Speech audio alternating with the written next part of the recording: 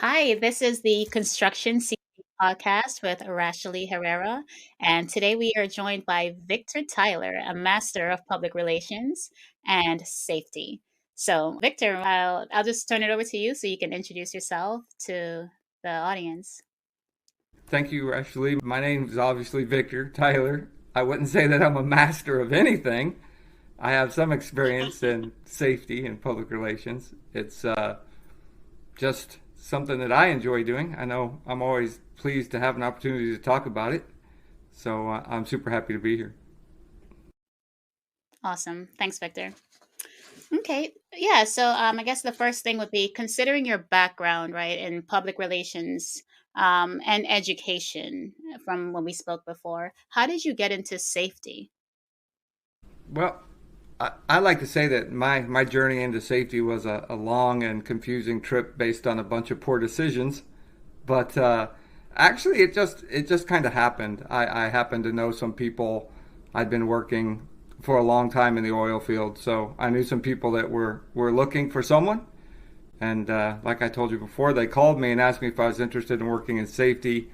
I let them know that I didn't know anything about it, and they were convinced that if I was able to read, that I would be able to do the job. So that's how it started. 10 years later, I'm still here. Did you find that to be true? Well, it became apparent quickly to me that I was in pretty deep water, but I was honestly super lucky to have some really good mentors, some really solid people that I worked with and I worked for, and working with them and just being willing to learn and listen, I was able to get up to speed, I think, pretty quickly. They might disagree. Awesome. Cool. So, how would you say that your background in education has helped you in safety? And actually, I'll precede that with what do you do right now in safety? Can you describe your role? I'm an active field safety manager, so I'm in the field with working crews 5 days a week. That's 52 weeks a year if I can swing it. And I exist to provide a support function, is what it is. Compliance is always part of this job, and I think it's a big part, never going to go away. But to be truly successful, I think, in safety, you have to work as a true support function to the people who do the job. And so that's what I see myself doing. I get up on a daily basis, put my boots on, and go into the field and help the people that do the actual work. Now, you said 52 weeks per year. You don't take any time off? Well, I do, but it's safety is one of those jobs that it's kind of tough to get fully away, if you know what I mean. Before this podcast, I read something that said you have to turn your phone off, and I can't do that. I have people working right now, and if something happens, I'm going to have to answer that phone call and start making things happen. Gotcha. Well, I don't think I would mind too much. Love to see you in action. Okay, cool. So yeah, so how has your background in education helped you with safety? I think the combination of public relations and education, I think, is a good bridge into safety because what you're really doing in supporting these people in their work is you're teaching and persuading, right? If you're out, if you think you're going to crack a whip and make anything happen in the world of construction, then you're probably confused. So the best you can do is interact, persuade, and educate. If you can put those two back ones together, build solid relationships, build a background of trust with the people that you work with, then you can really start to achieve things. Then you can really start to make things happen collaboratively. Then you can start making changes in the workplace. Interact, persuade, and educate, you said? Yes, ma'am. All right. I'm going to take a little note of that. All right. Interact, persuade, and educate. Interesting. So, how do you find a connection between trying to educate without persuasion? Is that even possible? Yeah, well, I was an elementary school teacher, right? So I worked for 15 years. I worked with very young students, and that's where you learn that you have goals as an educator. You have things that you want to accomplish, and then you have things that have to get done. But you literally can't you can't force that into another person, right? You have to interact. You have to build some trust, And you have to persuade them that there's some value there, that there's some value earned, and there's something worth doing. Everything else is just, a grind. But if you can reach that point where you have the people that you work with persuaded that what you're doing has value, and if you have trust and you're collaborative, then you can accomplish almost anything you want. Got it. So would you say how you help to foster that safety consciousness with your team, or do you have other strategies? You know, it's about being there, right? You've got to be there consistently. You've got to accept the realities that exist in work. You can't be too negative in your reaction, right? You have to operate as a support function. I think that's, for me, that's the goal. That's the primary function that I serve, right? I'm not there to a lot of people will say, you're watching me. It's like, no, I'm not watching you. I'm watching everything, looking for a way to help you. If I see a way, if I see something, then you and I'll talk. And if I can do something to help, then that's what I'm going to do. They don't buy it at first. Nobody does. Why would you? But if you stick with it and you actually provide some value at some point, then you can move forward. Got it. So, in terms of like OSHA and different safety requirements that construction workers have to abide by or should abide by to protect themselves and their companies, how would you say that that is more effectively communicated and grasped and even embraced by your team, or recommendations for people to be able to better understand that something, maybe an OSHA requirement, but it's not just because OSHA said, it's actually probably for an actual benefit. Well, there's so many, right? There's so many standards, so many rules, so many interpretations of said rules. I think the key is that you look at the work that's being performed and you identify your high risk operations, right? You identify the places wherein you believe risk exists that could truly cause harm to a person, the equipment, or the environment, right? So you focus on that, and then if you can keep that operating in a safe, efficient manner, then you're probably pretty good. There's so much stuff is low-hanging fruit, right? Every organization has PPE requirements, and everybody needs to wear PPE, and that's 100%, got to be complied with. It's just part of the game. But you could hammer on that for days, right? You could walk around and just do nothing except say put your safety glasses back on every time a guy gets overheated and they fog up. That could be the total of your existence. If you get to where you understand the work, if you get to where you understand the people doing the work, and you identify those high level confined space entry for my current job is our major risk, right? So whenever there's a confined space entry, we all get together, we have the conversations, and we understand that there's a very specific process and procedure and set of rules to get this done safely. There's no room for negotiation, particularly here, and we'll make it happen the way it's supposed to. If you focus on those and you show your true concern there, then when the small ones come up, if you have something to say gently, it's better accepted. Got it. What's the biggest risk? What's the worst thing that could happen? Yeah, well, in terms of confined space entry, Yes. you have bad air quality and air contaminants that'll, particularly hydrogen sulfide, right, carbon monoxide, both are chemical asphyxiants that can be pretty unforgiving pretty quickly. So you ventilate. We have systems and warning systems and air testing monitors, and all used together, we can do that work 100% safe without any concern. But again, I say that you identify the places where you're like, okay, there's no room here for any variance. We all have to accept that and operate there that way. But you can't have that same philosophy on every single, you know what I mean? The guy takes his glove off to scratch his head, and you walk up and say, hey, you don't have your PPE on. You lose a lot of respect pretty quickly. Got it. Yeah, it's about managing, well, actually choosing your battles, right? Well, You know, yeah, it's and being realistic about the work, right? You have to understand the work and what it takes to accomplish the work, right? So there's work as planned and work as conducted. So work as planned always looks good in an office somewhere when you're seated behind a desk. You can draw it out and list it out and put it to steps, you can do a lot of stuff, and that immediately goes into the wind when you show up on a job site where it doesn't match exactly what you thought it was, where the equipment doesn't operate the way you thought it would, materials don't show up when you thought they would, so now you're not doing work as planned, you're doing work as actually conducted. And if you can't accept the difference in those two things, then you're in again for another heartache. Got it.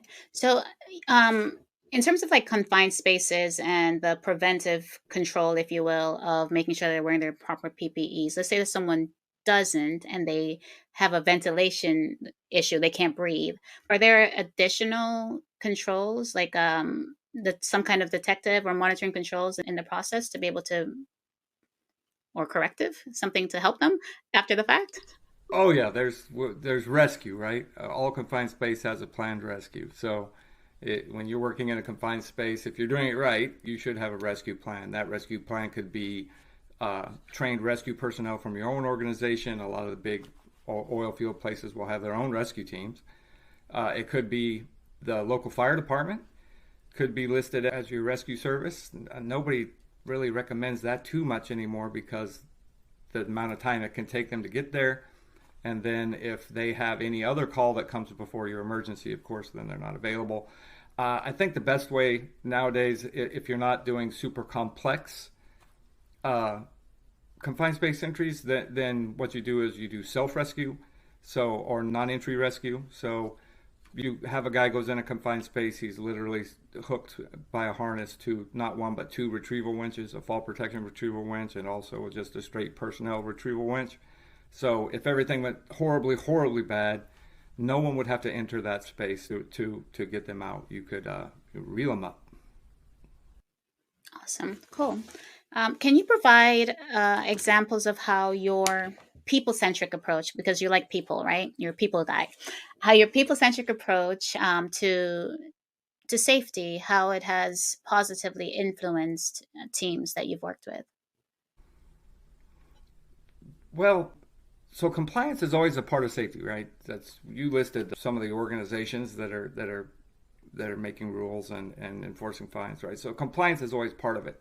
If you look at safety purely from the compliance standpoint, like it becomes a little more than a set of guardrails, right? And then you spend your time as a safety professional ensuring people stay within those guardrails. So that becomes what you do if compliance is your focus. So if you switch your thinking up just a little bit and you say, okay, safety is not a compliance function, it's a support function. And so now you're not working within a set of guardrails, you're not pinning people in, you're literally supporting people in what they do. And that could be how they work safely, which is, what you think of when you think of a safety person. But I'm of the belief that if you're operating safely, you're also operating more effectively and more efficiently. So it's producing a better outcome on whatever it is you're doing if everyone together is focused on working both safely and then efficiently and effectively. So by focusing on people instead of the guardrails, right? Instead of the guardrails being my main focus, my focus is on the people doing the work, building relationships and interacting with those people. Once they become comfortable with me and they build a sense of trust and we have a relationship between us, well, now we can have really, truly fruitful and productive conversations. And so those conversations will be about the work, but not necessarily the safety of the work. Then we could start talking about, well, this is the way we've always done it.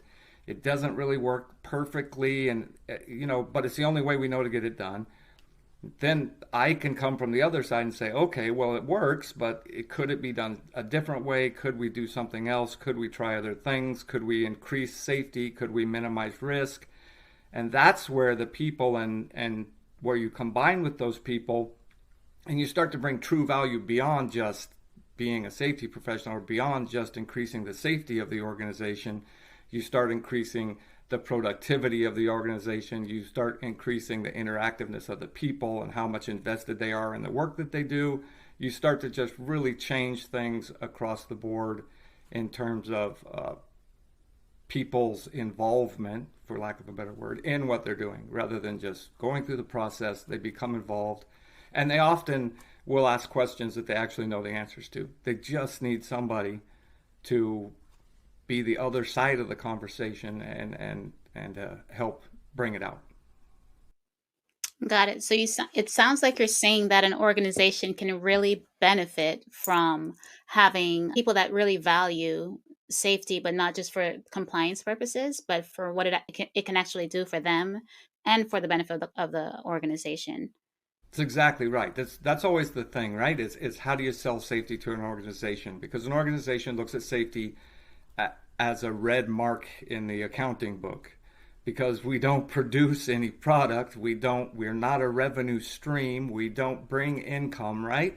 We're solely a negative in the ledger book. So that's always been the sell with safety. It's like, how do you sell safety? So many times people would try to sell safety by saying, well, if you don't have an accident, then you don't have to pay the money that you would have to if it happened. Well, that's kind of a, it, yeah, if I don't lose my teeth, I'll be able to chew better type conversation. It doesn't really, I'm not sold personally.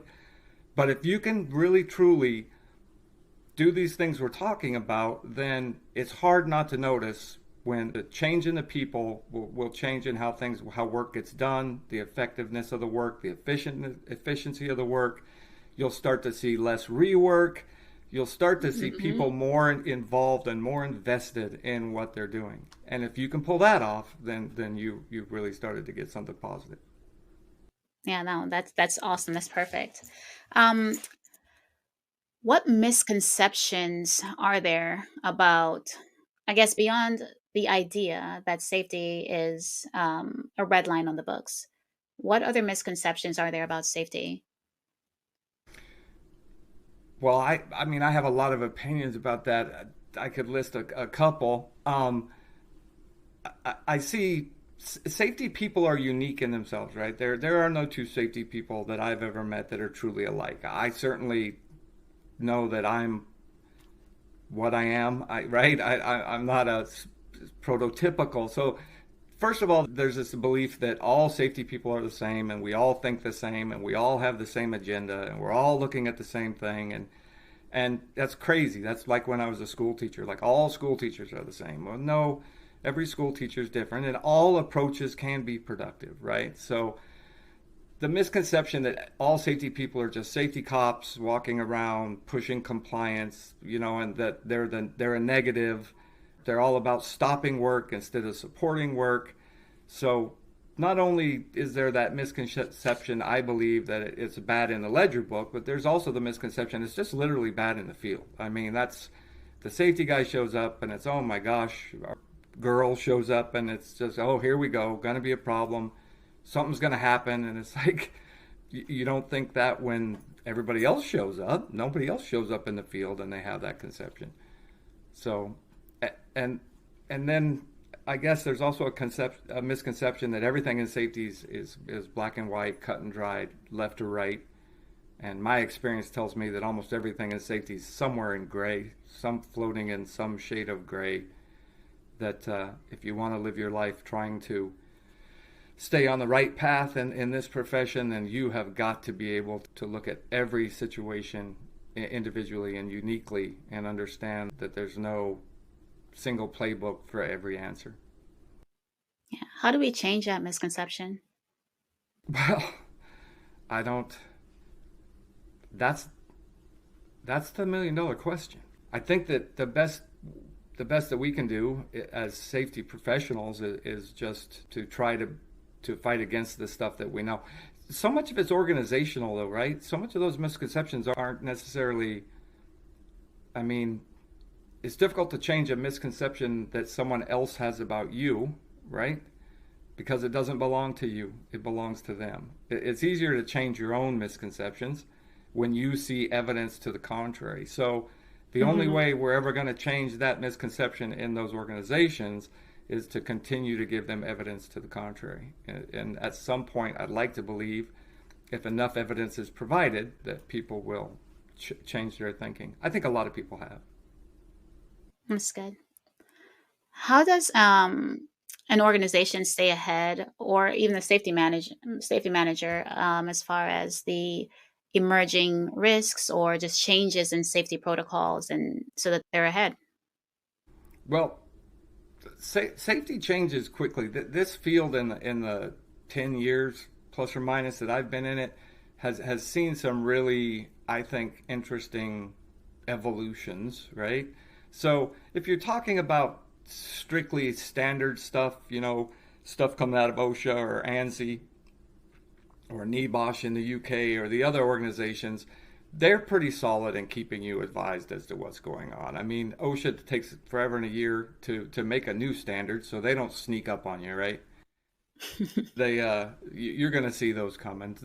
Sometimes there's interpretations that'll come out, and generally the professional organizations, the ASSP and BCSP, are pretty solid with putting that information out. So in terms of that type of information, they're pretty solid. If you're just keep your head up, you can stay abreast of that. In terms of changes in the overall practice of safety, so what I would call practice changes in theory, there have been some really interesting changes in the last 10 years, in my opinion, in the practice of safety, specifically a very heavy influx of influence from the fields of sociology and psychology.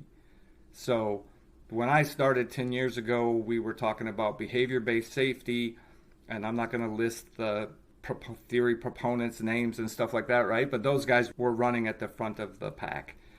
That kind of changed, and now you get the sociologists come in, and then the psychologists come in behind them, and they're bringing a lot of new, I think, thinking and a lot of new ways of looking at particularly people, because this is a people-based business. So the sociologists and the psychologists have really added to the theory of safety, the practice of safety, and you just kind of stay with that and keep at it. And the key there, and I think I always want to tell people this, is when these new theories come out and when these new proponents of new practices come out, the key is to don't necessarily try to adopt what they bring wholeheartedly, part and parcel, right? So you get safety one, you get safety two, you get safety differently, you get all these different programs, all these different philosophies. They're all really good, right? They all have their own things. The key is to look at them and to pick out the pieces of each one that work for you as a person and you as the work that you do and the people that you work with. So when I first started, I thought it was kind of weird. They were taking behavior-based safety and they were just adopting it part and parcel. And they were just like, we bought this program and now we're all going to do it. And here's a 200-page book on how you get it done. And this is exactly what we're going to do. And there were parts of it I was like, I love it. This is great. There were other parts of it I was like, that makes no sense to me at all. That does not apply, in my opinion, to what we're doing here.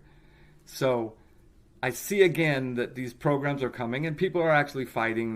This guy gets this one and the other guy gets that one, and then they butt heads over which one's better. And to be truly successful, what you want to do is look at all of them and take the best pieces of each one and move forward from there. You want a toolbox that has usable tools that work for you, right? You don't want your neighbor's toolbox. Who knows what he does for a living? Exactly. How does a company's culture impact the way you can implement a safety program? Well, I'm not a proponent of that word, honestly. The word?